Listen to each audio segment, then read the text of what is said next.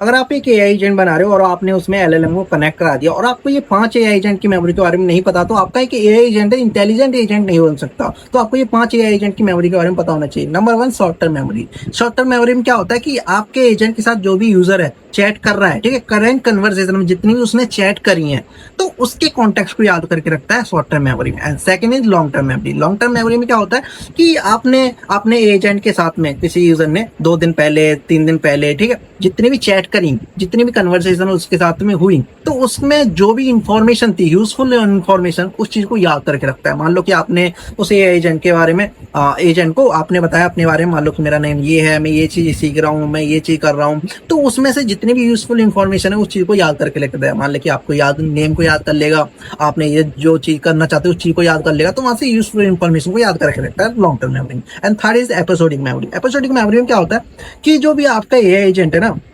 आपके साथ में, आपने उसे एजेंट के साथ में जितनी भी बात करी, एक दिन पहले, 2 दिन पहले जितनी भी चैट करी, तो ठीक है, उसके साथ में आपका एक्सपीरियंस कैसा रहा, आपने उसके कैसे कैसे टास्क को कराया, तो आपका एक्सपीरियंस टोटली कैसा रहा उस एजेंट के बारे में, तो उस चीज को यहाँ पे याद करके रखता है। And fourth is semantic memory. Semantic memory में क्या होता है कि जो भी चीज है ना, आपका एजेंट, ठीक है, क्या करता है कि जितनी भी आपने एआई एजेंट के साथ में बात करी, तो उसमें से कितनी फैक्ट्स थे, उसमें कितनी नॉलेज थी, उस चीज को ना पे निकाल के रख लेता है, ठीक है, और उस चीज को याद कर लेता है आपके फ्यूचर के लिए। जब भी आप चीज को, टास्क को कराना चाहोगे, जो भी चीज बात करोगे, तो आपको पता चल जाता है कि क्या क्या इंफॉर्मेशन थी, फैक्ट्स कितने थे उसमें, ठीक है।